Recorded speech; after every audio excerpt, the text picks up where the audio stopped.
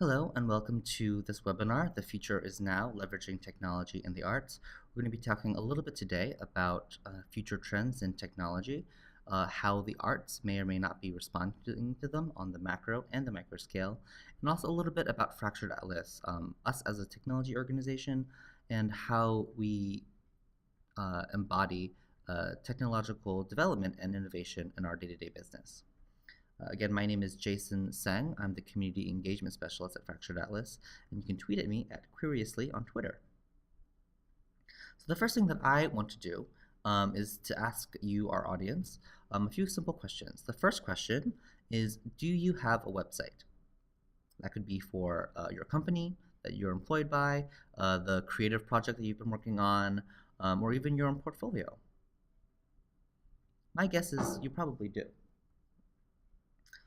My next question is, do you have an app? A mobile app, to be precise, on iPhone, Android, or any other platform. My guess is that that number of people is going to be decreasing. And what if I were to tell you that in 2014, for the first time, researchers have found that of the internet traffic that occurred in 2014, for the first time, a majority of that traffic has come from mobile devices. So 55% of internet traffic in 2014 was on a mobile device. In addition, now nearly 6 out of 10 US adults own a smartphone. That's the first time this has happened. So majority of US adults now own a smartphone. And this is probably this might be a possible response or a typical response to this new information. Yo, bro, you on woo woo? You kidding me? Everybody's on woo woo. Woo woo.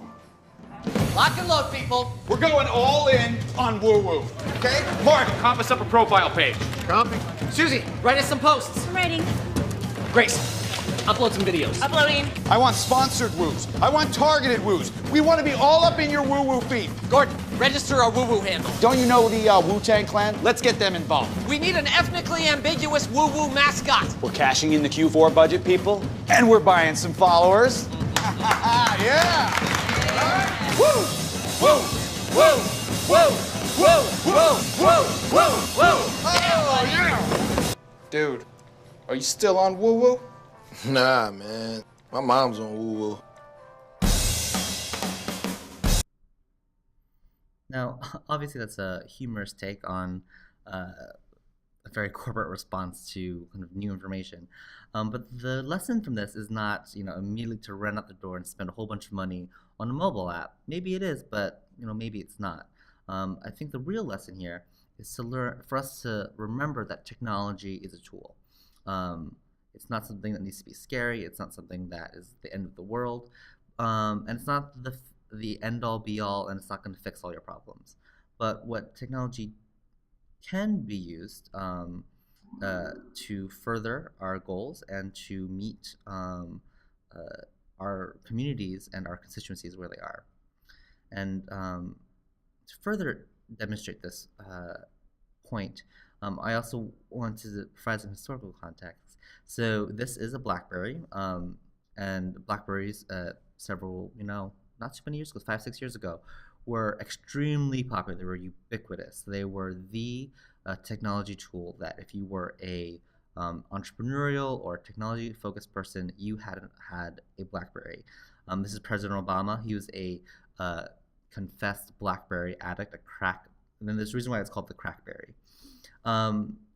So in 2006, the BlackBerry's market share was around 43%. And about 4 years later, that market share of 43% in 2010 had dropped to 3%. Now that's an enormous sea change in organization or product's lifetime.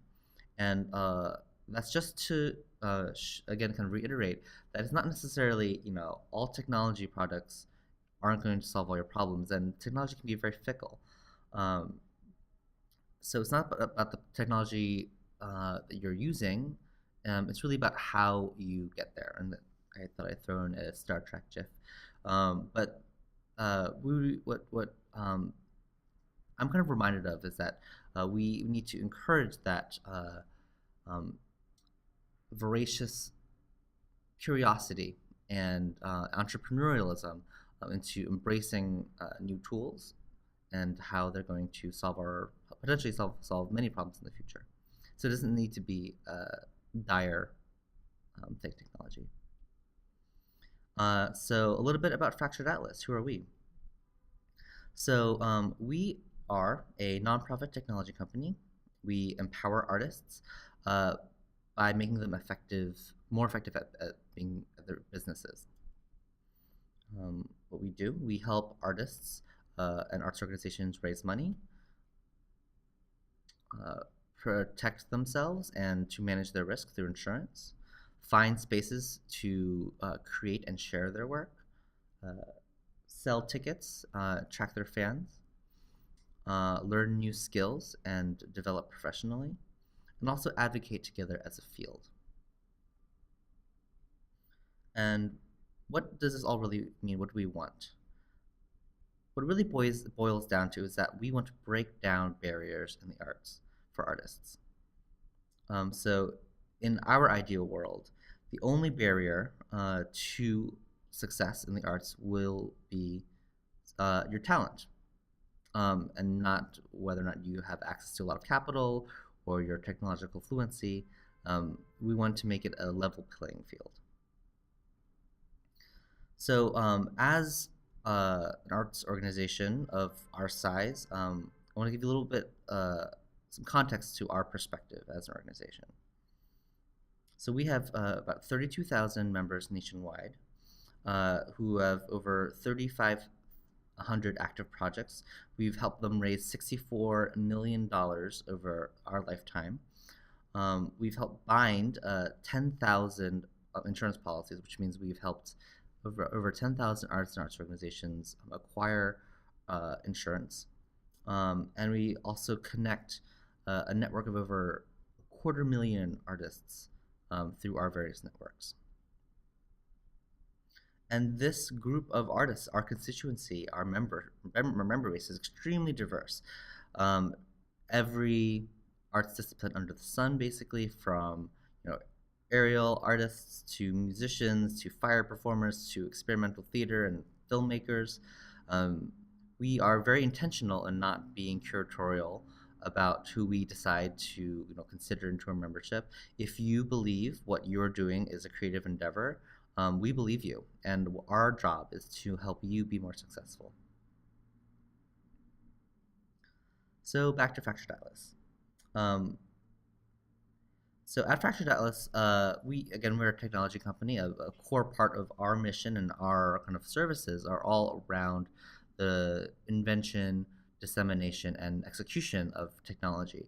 But we are not a huge think tank with unlimited resources. Like most arts organizations, we have a finite number of things that we can invest our time in. But how do we do that? At Fractured Atlas, we have an internal procedure called our Research and Development Pipeline that acts as a internal mechanism that allows staff to suggest and explore new ideas. So this process has several stages. The first stage is entering the pipeline.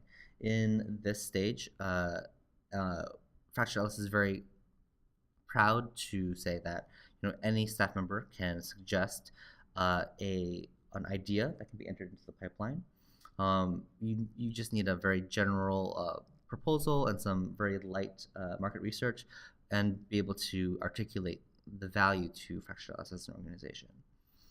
Then, if it passes that, it will move towards the conceptualization phase. In this phase, we're really kind of interrogating the base assumptions about what the idea is, and really can it work. In this phase, a lot more market research is conducted, not only to find competitors, but even kind of gain a sense of, is what we want to do achievable? After the conceptualization phase is the prototyping phase. In this phase is really where the rubber meets the road. In this phase, our our main goal is to create a MVP, or minimally viable product. This what this means is like the smallest, most simple iteration or product that is at all usable or worthwhile of being created or used. As an example, just to give you an idea of what a minimally viable product is. So this is the original Twitter. As you can see, there are a lot of things that are different. The logo, Twitter actually in its nascent form was not, a huge sprawling social media platform. It was a group texting application that would let you keep in touch with your friends or groups of people via the internet and interface with SMS. And this is the final, what Twitter looks like today. I just wanted to show you the trajectory or the distance a MVP or minimally viable product can be from its end product. So again, the prototyping phase, that's where we really tried to start making a prototype of what we're talking about, and we're trying to make that minimally viable product. After the prototyping phase, we then move towards scaling towards maturity. In this phase, we really are seeing if this prototype that we've created really has the muscle and the scope and the market to be self-sufficient. In all of our programs, we design them specifically so that they can be self-sufficient on earned income or other kinds of income, so that they are sustainable for the organization and that they continue to grow. So I'm going to be talking about two specific projects that are in Fractured Atlas's research and development pipeline. Those projects are Artfully and Spacefinder. And also for each project, I'm going to be talking a little bit, I'm going to show where it is on this research and development pipeline. So Artfully is kind of, really, it's at the end of the prototyping phase, beginning to scale to maturity. But I guess if you were to put it in a category, you would put it here. But first, what is Artfully? All of our programs are designed to solve a problem. So the problem that we noticed in the field was that good software for artists to manage their businesses or arts organizations were too expensive. And on top of that, the cheap solutions that people were able to use, like the free stuff, the Google Docs or Excel documents, all that jazz, they are clumsy and they don't integrate with each other. So there's this huge lost opportunity when it comes to people's data. And our solution that we decided to figure out was creating a software platform that would connect all those dots on the data end and make a really seamless experience to run a performing arts organization. You're an artist. You make some pretty cool work. Maybe it's contemporary ballet, or classical theater, or Mongolian throat singing. You want to share your work to show people, to grow an audience, and to be a success. How do you do that? Well, it starts with making great art. But building a brand, growing an audience, and raising funds are critical too. You know this already. So you have some spreadsheets, maybe a mailing list, and a cash box at the door. But do you know exactly who came to your last show? Or how much a particular fan donated last year? Who got the June newsletter? Who actually read it? Artists need tools, and Artfully gives you the tools you need to succeed. Artfully is web-based software that makes selling tickets, taking donations, and tracking fans simple and affordable. In minutes, you can create an account, set up an event, and put tickets on sale. If you're feeling fancy, you can install ticketing functions right on your own website. Fans can add a donation on top of their ticket purchase, or make a gift without leaving your site. You'll see ticket purchases and donations right alongside contact information, communications, and prospect notes. And Artfully syncs with MailChimp, the email marketing platform you already know and love. Seeing all this data in one place helps you understand how you're connecting to your fans and growing your audience. Create a free account today and get ready to succeed artfully.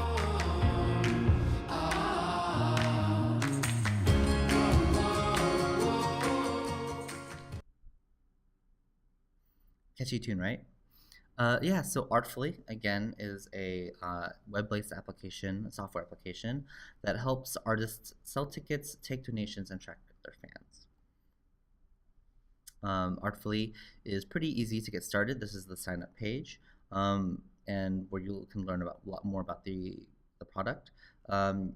It's free to sign up, and once you do, it takes about 5 minutes to get your account all in order. Once you do, the major feature that people are using Artfully for is ticket sales. So there are 3 major ways you can sell your tickets. The first is this is our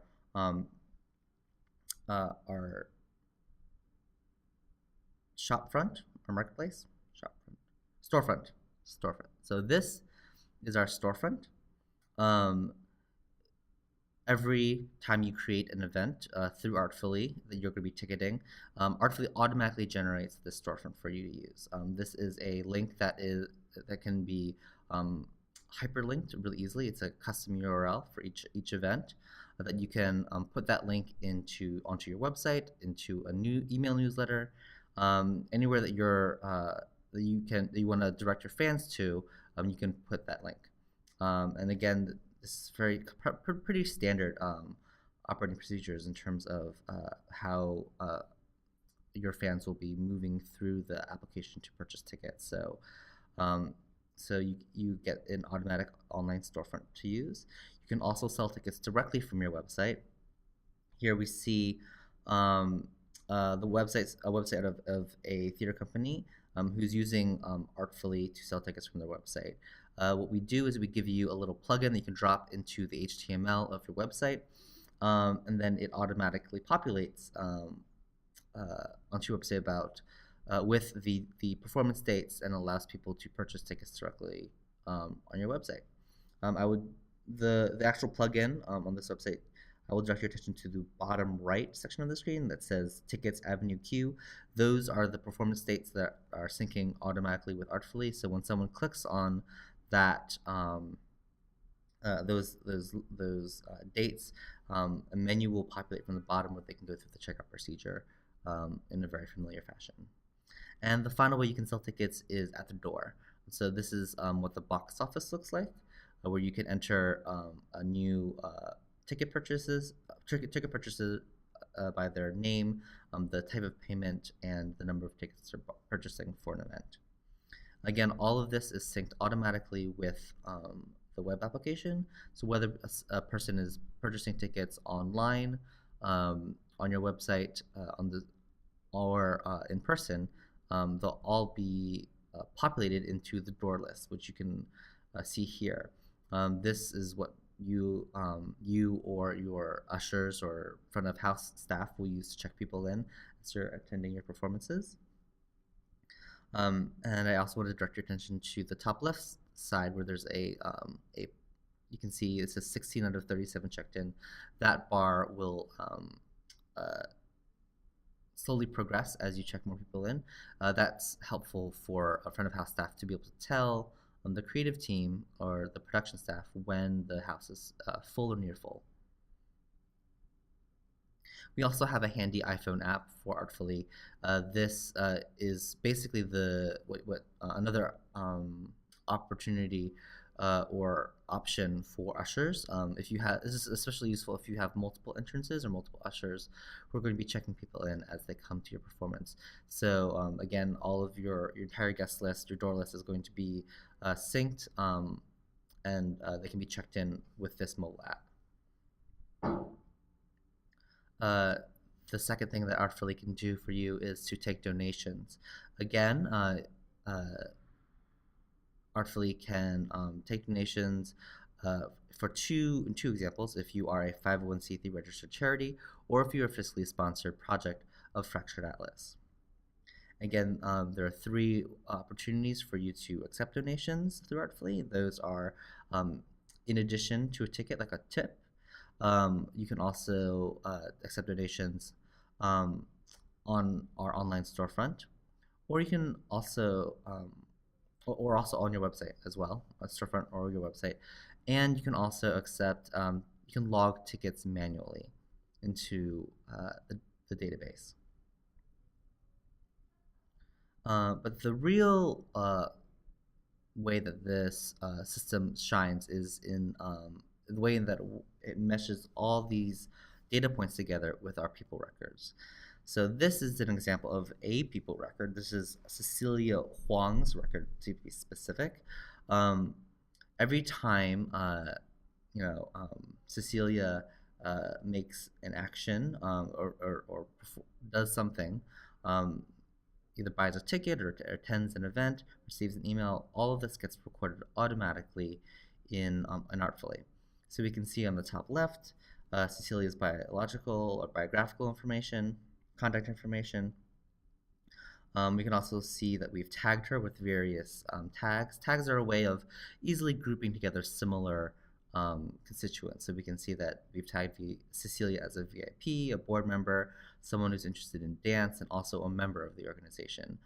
We also can see ticket sales over her lifetime, donations, and also her lifetime value.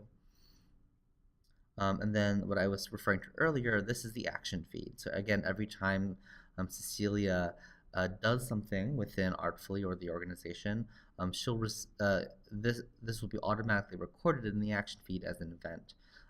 So you get a really good understanding of Cecilia's footprints through your organization. Again, this is made even more powerful by an integration with MailChimp that allows you to not only import all your contacts from your MailChimp email marketing list, but also to record every time a person receives a specific e-blast. So that can be very helpful to help you determine how successful your email communications are with your user base.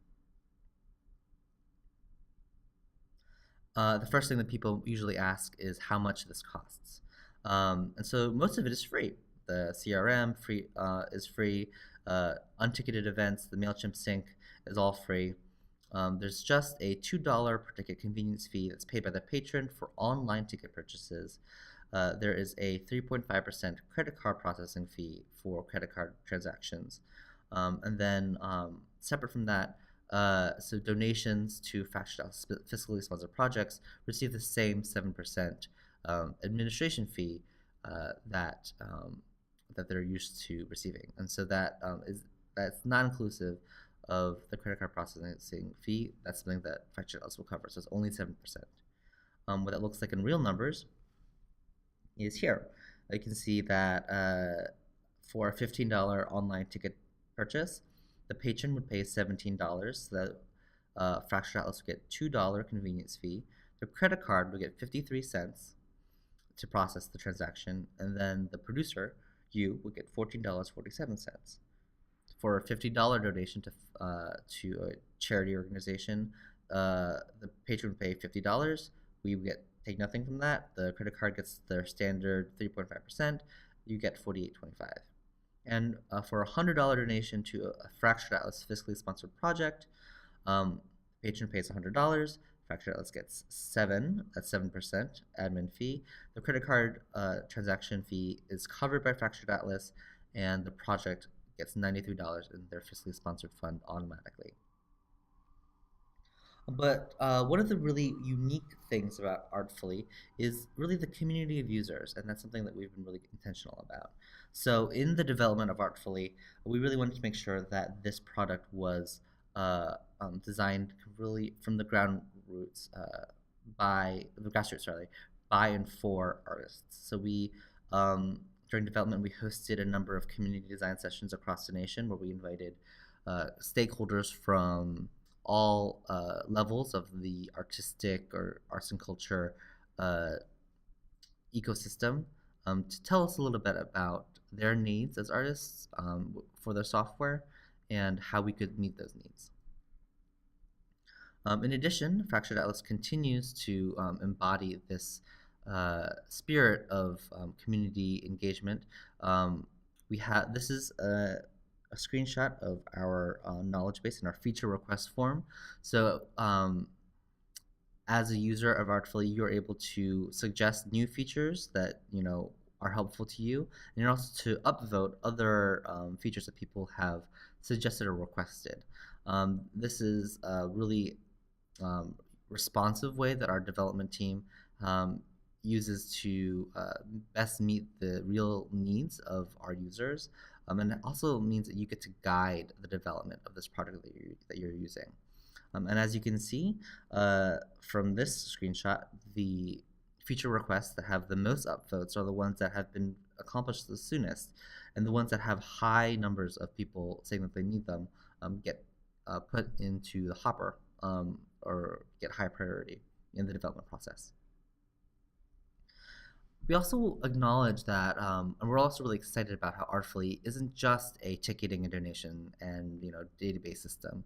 There's a lot of future potential for Artfully. We envision a future where Artfully can be hopefully be used to manage every aspect of an arts organization's kind of business practice. So that's everything from accounting and bookkeeping, merchandise and gifts, classroom management, conference registrations, volunteer management, and also in integration with our Space Finder users, so space rental and booking issues. But before we go into Space Finder, I want to tell a little success story about Artfully.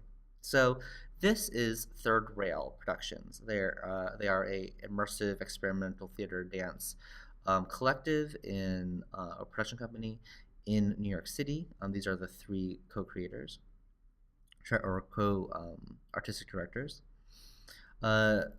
When Third Rail began to embark on their new production called Then She Fell, which was an immersive theater production inspired by the story of Alice in Wonderland. They were initially slotted for a month-long run at a location in Brooklyn, and this is a screen grab from, a photograph from one of their performances. And shortly after that month, they needed to vacate their location. It was a great hit; it sold out, but they needed to find a new space. So they had found a new location at South Street Seaport to move to. But then shortly before their move, a little thing called Hurricane Sandy happened. As many of you know, Hurricane Sandy was damaged a lot of properties and made many venues unable to host the performances that they'd been booked for, including Third Rails. So this is what South Street Seaport looked like shortly after Sandy. So obviously there was a lot of damage to many of the buildings, and the venue that they had been relying on and actually had sold tickets for was unable to be used. So they needed to scramble to find a new venue. Because they had direct control of their ticketing through Artfully, and they weren't going through a separate vendor or relying on a venue's ticketing platform, they were able to quickly communicate, the changes. They were able to refund tickets very quickly for the performance, and then also engage those people who had, demonstrated a concerted interest in the production by offering them or encouraging them to purchase tickets at their new location that they were eventually able to locate and secure. And it's been ever since they've been performing in their new location in Williamsburg. It's been a huge success. They continue to they've been operating the show ever since. And in 2013, they were awarded a Bessie, which is the highest honors in the New York City dance scene for their production of Then She Fell. The next thing I'm going to talk about Fractured Atlas is our program called Space Finder. Space Finder is kind of in our scaling to maturity phase, so it's kind of the most mature of our technology products. But let me tell you a little bit about Space Finders. That's weird. I don't know why there's that umlaut there. You can ignore that. But the problem that we noticed was that artists can't find affordable space to work and present their work. And at the same time, venues have a lot of wasted inventory. They have a lot of difficulty reaching the artists that are looking for them, and because of that, their spaces go unused for many hours. It's a lot of missed revenue opportunities. So the solution that we developed was that we created a web application that connects artists and venues through a dynamic and searchable online marketplace. What does this mean? So in the same way that Uber or Lyft makes available cars visible, Spacefinder makes available art space visible. You can see on the right a map of Long Island City. That's the neighborhood that I live in. And we see that there are 7 spaces that have matched my criteria that I put in. So I can see that that you can book online, that I can view the calendar, and oftentimes what we find is that artists are discovering spaces in their own neighborhoods that they didn't know exist before. So for venues, it's very simple. It's free to list your venue. Once you create your venue, you're able to do a lot of nifty things like upload images and videos. We found this is very important. One of the most requested or most looked at things by site visitors is they want to see the spaces. You're also able to input a lot of descriptive information about your space, like what kinds of uses are permitted in the space, the disciplines, artistic disciplines that can operate there, and also if there are any restrictions on the kinds of things that can be done in the space. And then finally, the most important thing that we found that most motivate people to purchase or to rent is syncing. You can sync your calendar with your rental calendar with the app, with Spacefinder. So this will show potential renters exactly when your space is available to be booked. Oftentimes, renters we found are most often renting space. At last minute, they need a rehearsal space in the next week or so, and it's really great that you're able to, because it's a website, you're able to take rental bookings or rental inquiries 24 hours, and people don't have to wait for normal business hours to put in a request. And for artists, it's extremely simple. So here is an example of what the app asks of you. So when you're asked, all you need to fill in is what you want to do, where you want to do it, and how much you want to spend for it. And if you want to get more fine grained, there's actually over 20 different search filters that you can use to find your perfect space. Once you put all that in, again, you get a list of all the spaces that have matched your criteria. So again, you get a map of all the spaces that match your criteria. You get some address information and some square footage, and you can also see which venues have synced their calendars, and some of them have even opted to be able to book entirely online, so you don't even have to pick up a phone call to book a space. And Spacefinder isn't only in New York City, as the logo might have been a little confusing. So Spacefinder is actually in 12 different locations nationwide. That includes New York City, Boston, Philadelphia. I'm not sure if you can see this. There's Toronto in Canada, the Bay Area, Austin, Minneapolis, etc. If you want to find out if it's available in your area, you can go to our website and look at the list. And if you're interested in bringing Spacefinder to your, if you think your community is a good candidate for adding Spacefinder, definitely contact us at support@fracturedatlas.org. But before I move on from Spacefinder, I want to talk a little bit about kind of one of an unexpected or kind of benefit or use case. So this is David London. He is a professional magician, and he's also actually a arts administrator with the Greater Baltimore Cultural Alliance. David was in the beginning to plan a national tour for his magic show, and where he might have usually hired a tour manager to book all of the spaces. He was actually able to rent performance space for his entire show, for his entire national tour, completely through the various space finder websites that are across the nation. And that's an example of empowering artists to make their businesses run more efficiently through information.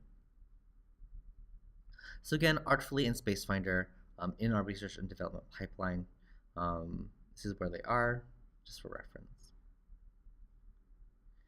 And so that is just two ways in which Fractured Atlas has we've examples of the ways that Fractured Atlas takes technology projects from conception to execution and eventual maturity. But Fractured Atlas is only one star in a constellation of innovators in this kind of technology arts meeting place. And the latter half of this presentation is going to be a little bit about some of the other innovators in our field.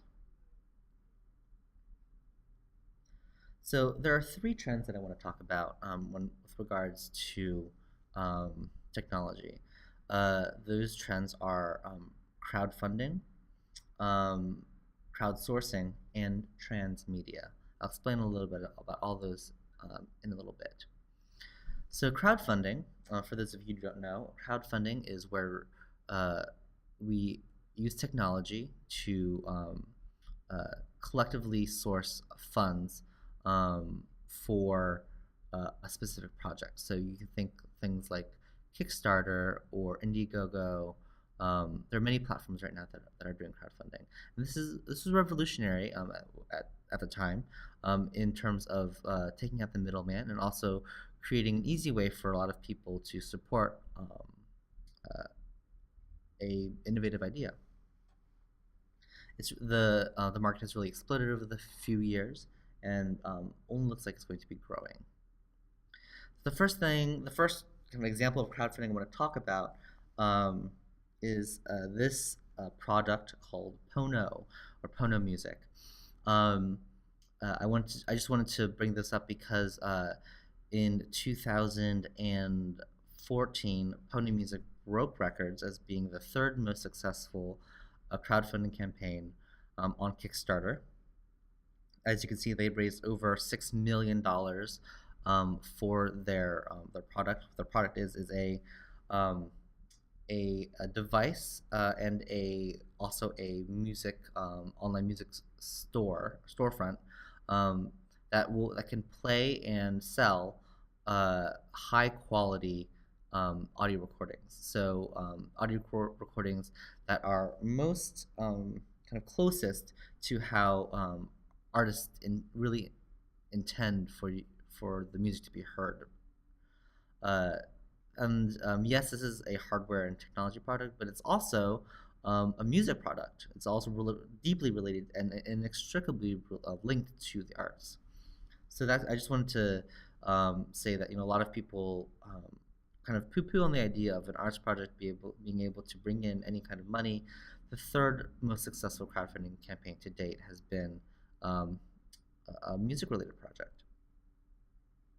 The next crowdfunding story I want to talk about is a web series called Tabletop. This was produced by a nerd or geek web YouTube channel called Geek and Sundry by Felicia Day. That's the redhead in the picture. And the producer and the host is Will Wheaton, that some of you might know from as Will Crusher from Star Trek: The Next Generation. I want to give you a little taste of what Tabletop is like. First person to reach 10 victory points wins the game. It's called shuffling. Oh! I'm gonna stop rolling threes eventually, and then I'm gonna wreck him. Oh, what an idiot. The funny thing is, Will's trying to play it cool and very collected, but I know the real Will Wheaton, and inside, he is spinning. Right? Rage face. Subscribe, reblog, RT, email, newsletter, mailing list. Oh, and you know who else will set on fire? Young Neil McNeil. He wears a lot of product in his hair, so he is gonna go up like a Roman candle. It's gonna be amazing. Tabletop, Geek and Sundry, YouTube channel network.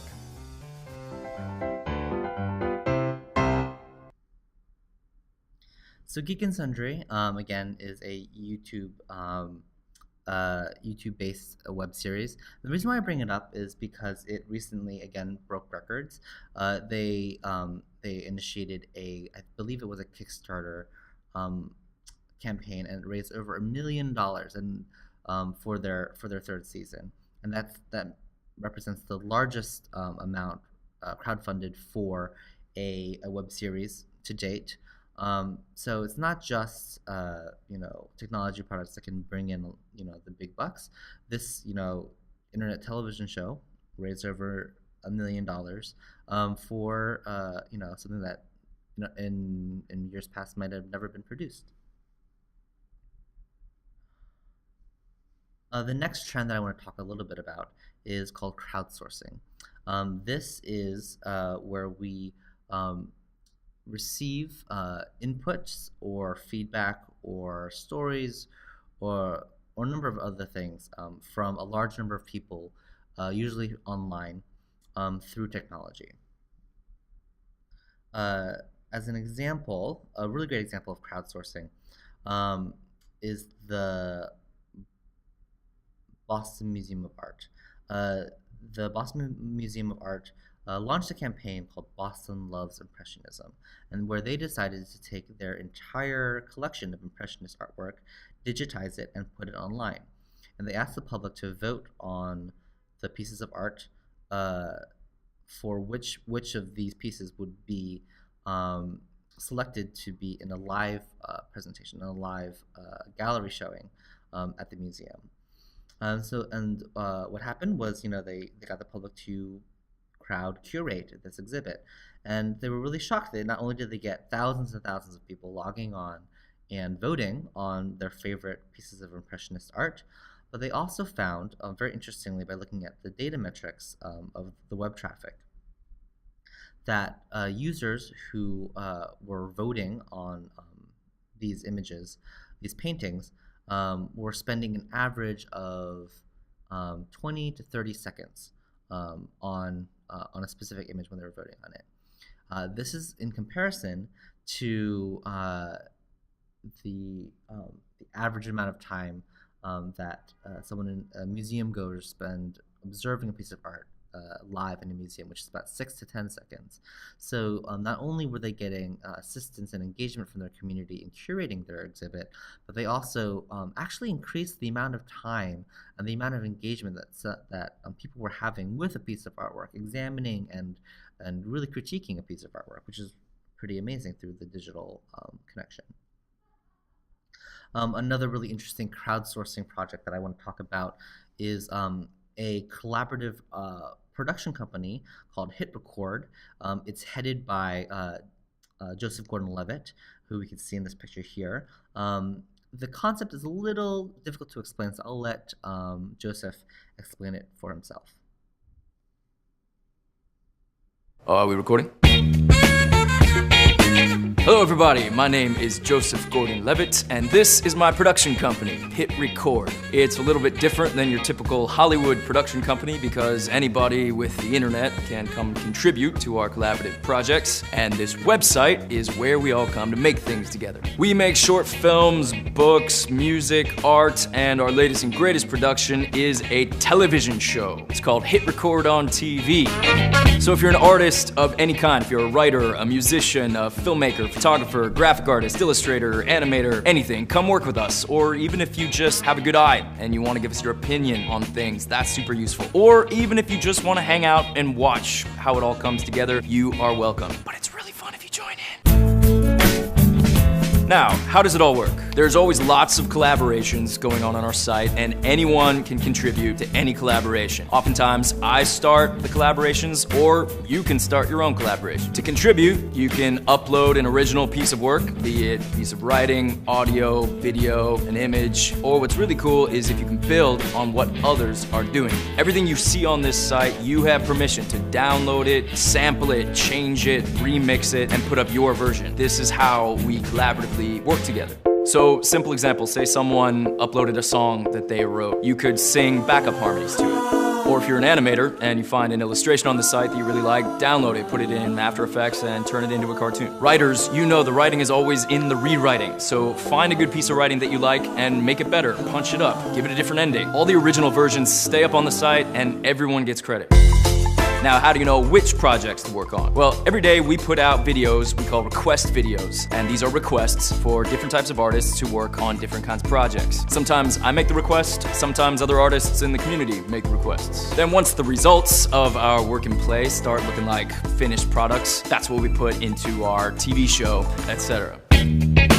So who decides what makes it into the final productions? Simple answer, I decide. I am the director of this production company, but like all good directors that I've ever worked for, I know that a director is nothing without the artists that I'm collaborating with. As for the business side of things, we do pay the artists whose work is included in our productions. In 2013, we paid all of our contributing artists a total of $737,175.09. We've actually been doing this for more than 4 years now, and I gotta say, I am deeply proud of all the stuff that we've made together.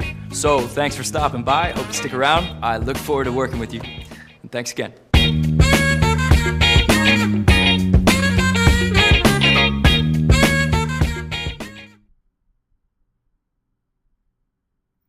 Yeah, so that was Hit Record.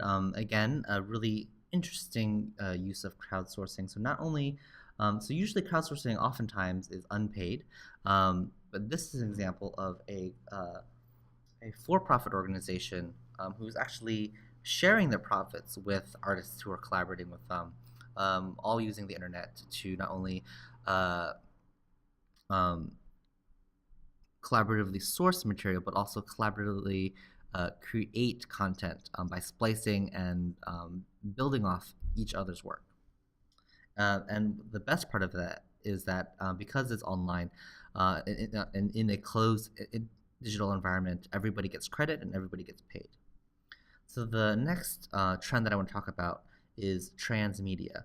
And transmedia is a little bit hard to define, but what it generally means is storytelling or a narrative that occurs over several different platforms, oftentimes using technology or digital communications.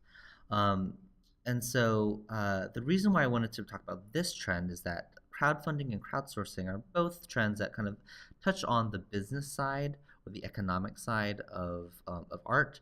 But what's really interesting about transmedia is that as technology and digital technologies kind of advance, these are actually changing the art itself, the very fabric of our product. So the first kind of example of transmedia that I want to call out is the Lizzie Bennet Diaries. The Lizzie Bennet Diaries is, again, on YouTube. It was a web series that was produced. It is a modern take on Pride and Prejudice for the social media generation. And normally this would be not super exciting, but what's super fascinating about it is how a simple idea really expanded into a much larger one. But before I talk about that, I'm going to give you a little taste of the Lizzie Bennet Diaries. It is a truth universally acknowledged that a single man in possession of a good fortune must be in want of a wife.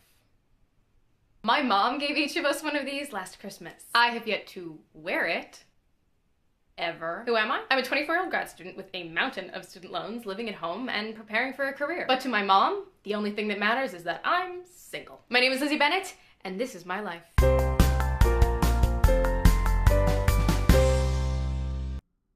Cute, right? So again, it's a YouTube channel, but what really became interesting was that as the story progressed, the main channel, the main thrust of the story was all kind of in Lizzie's her web blog. But then what started happening was that several characters from the main storyline, people like Lydia Bennett, Lizzie's sister, or Maria Charlotte Liu, who was Lizzie's best friend, also started producing video blogs, and these blogs had their own storylines and had their own content, and they were crisscrossing, and they were all being released at the same time. So at any given day there were 3 or 4 or 5 different storylines that were all kind of commenting and kind of interspersing with each other, which is really fascinating. And on top of that, each of these characters also had digital lives of their own. So this is looks by Jane Bennett, Lizzie's older sister, who in this version is kind of an aspiring fashion stylist. Had her own Tumblr where she was posting looks that she either liked or she had hypothetically put together. And on top of that, all of these characters also had their own Twitter accounts. And so they were not only communicating and commenting at each other, but they were also communicating and commenting with their fans of the production as the series is being released. And so that was a really fascinating use of transmedia. So specifically for the social media generation, for for for natives, in many respects, this is a really digitally immersive experience, and in a lot of ways, these extra kind of like platforms make these characters, brings kind of them into a new depth or new life, which I find very interesting. And before you poo-poo this project as just something the young kids are doing, the Lizzie Bennett Diaries was actually awarded an Emmy for outstanding achievement in new media or interactive media. I can't remember which one, but it just goes to show that a really innovative idea can really go a long way. And the last bit of transmedia that I will kind of talk about on the big scale is something called Defiance. Now, Defiance was a television show on the Sci-Fi Network, and they were partnering with a video game publisher to produce a massively multiplayer online role-playing game that would be released alongside the television show. This in of itself isn't all that interesting or creative or new, but what makes Defiance stand out from the pack is that events that were happening in the show would then kind of have effect on the gameplay that was happening within the MMORPG, the role-playing game that hundreds of thousands of people were participating in, and then the collective efforts and the collective achievements of the people in the game would then have impacts on plot points in the television show. So this is a really kind of new level of not only telling stories on multiple platforms, but it's really engaging the audience, not just kind of like broadcasting or sending stuff, putting things on the audience, but it's actually allowing the audience to affect the product in a very real way. And I know what many of you are probably thinking, like you're giving me the Oprah squinty eyes. What does this have to do with me? Like, I'm not a video game production company with millions of dollars to make this thing. What I have to say to that is that technology, the great thing about technology is that it doesn't have to be super expensive, and there are really innovative ways to do it on a smaller budget. One of the examples I want to talk about a little bit is a group called Flux Theater Ensemble. Flux is a ensemble theater company based in New York. They're kind of deeply rooted in the indie theater scene in New York City. And one of the interesting things that Flux does is that for every one of their productions, they have a group of their creative partners who they call the world builders. And the job of the world builders is to create content, create art, create stuff that makes their productions more immersive and more kind of like deep for their audiences. So for one of their recent productions called Jane the Plane, it was a kind of like a modern fairy tale about kind of high school and teenage anxiety, but also kind of mythical and epic at the same time. So there was, the creative team really took to the kind of the high school setting and wanted to kind of really flesh that out. And they thought a natural way to do this was through social media. So what they did is each of these characters in the play got their own Facebook accounts. So Lexi the Sexy or Jane the Plane all had their own Facebook accounts. They would send update statuses at each other, at the production, at the theater company, at fans, but they would also post things that the character, news stories that the character would probably be interested in. And not only was it a way of for fans of Flux to kind of get a preview of what they're going to be in for, and I should mention that each of these Facebook profiles had hundreds of fans each connected to them.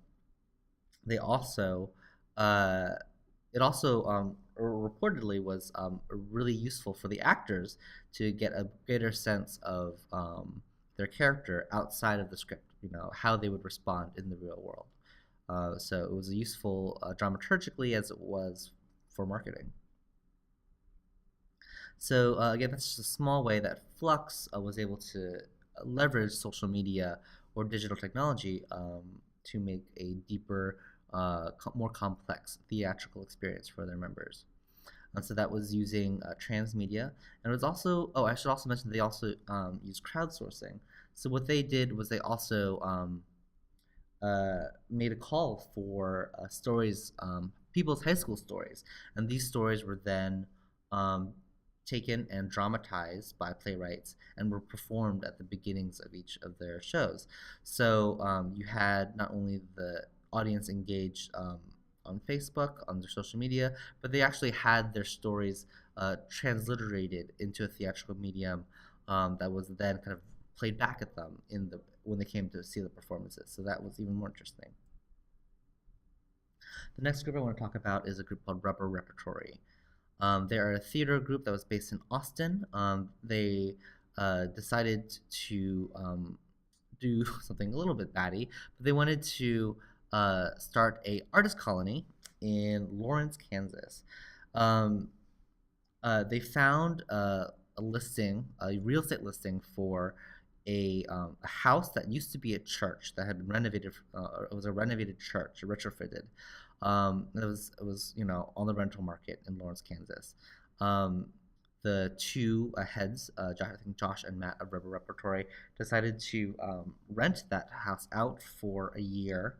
And the way that they supported this, their artist colony, was that they did a crowdfunding campaign for not a lot of money. They raised about $9,000 to help cover rental costs, and then they partnered that with a low kind of copay with artists. So I believe it costs about something like $100 a week for an artist to stay at this artist colony. And what they were able to do is they were able to provide space and for artists to live and work and creatively collaborate and present work to the public in this kind of ad hoc pop-up artist colony with very small amount of capital, $9,000 and some time. The fact that this occurred really puts the traditional artist residency program on its head. That oftentimes requires like many thousands or millions of dollars to own a property and to hire staff, etc. So this was a really interesting use of crowdfunding, which they used to fund a very small amount of money, $9,000, and also collaboration with artists to be able to to keep the rates for participating artists very low. And some practical tips before we end this session. I really want to make sure that after all the things that I've thrown at you, that you walk away with these kind of simple ideas. So first is that good ideas can come from anywhere. We really wanted to make sure that to reiterate the fact that these innovations or these ideas don't always come from the top, come from the mountaintop. Oftentimes, people who are most knowledgeable about the pain points or the inefficiencies in your organization are going to be the people at the bottom who are working customer service or doing kind of the more menial tasks, but they're the ones that understand kind of where the real challenges, where the friction in the organization is. So definitely keep an open door. Another tip is to invest and create an innovation mechanism. At Fractured Atlas, our innovation mechanism, one of them is our research and design pipeline. So that's a internal organizational protocol to foster ideas that could potentially help the organization. But again, this doesn't have to be a huge expenditure of money. It just means that you have to create something, some kind of mechanism for people to pursue their ideas that could help your organization. Don't be afraid of change. The very nature of technology is that it is a changing environment. And yes, that can be scary, but it can also be really exciting. And we really encourage you to embrace, the unexpected, and to really, really catch the wave at the right time, and maybe you'll have a really tremendous experience.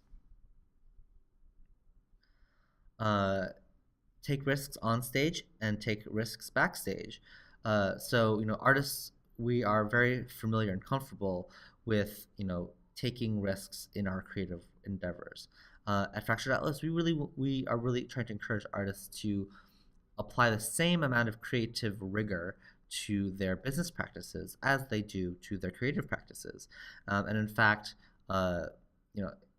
every aspect of your of your business practices, from your box office to your ticketing experience, should all be in alignment with the aesthetic principles of your organization. And finally, we want people to follow trends, not what's trendy. This GIF, if you were to try and follow to project where the dog is going to go, that'd be very difficult because he's like kind of weaving in and out. But what this GIF illustrates is that if you really want to figure out what's going on, you should track the man who's holding onto the leash. In the same regards, technology is extremely fickle. You have winners and losers that are being born and dying every single day in terms of like technology companies or technological products. But what isn't as fickle are the broader technological trends that are happening on a macro level. So a lot of people may ask, how do I keep track of these trends? It's just being well read, keeping up with the news. One of the things that Fractured Atlas does is that we put together a monthly newsletter about some of these arts and culture and technology trends that we're noticing, and maybe that can be helpful to you to help you keep up to date. So that was the Future is Now, Leveraging Technology in the Arts. Thank you for joining us. If you have any feedback, please feel free to send it along to support@fracturedatlas.org. You can find more information about Fractured Atlas at www.fracturedatlas.org.